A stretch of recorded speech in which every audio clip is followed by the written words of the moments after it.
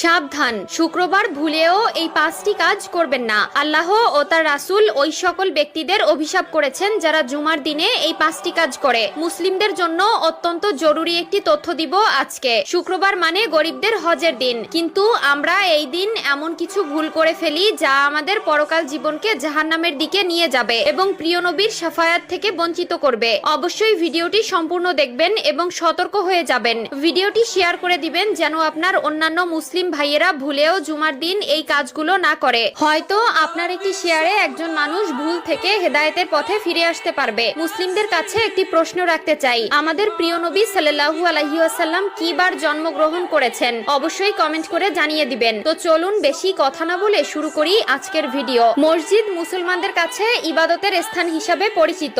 এরপরও আমরা মসজিদে এমন কিছু কাজ করে থাকি যা মসজিদের পবিত্রতা নষ্ট করে। তাই মসজিদের পবিত্রতা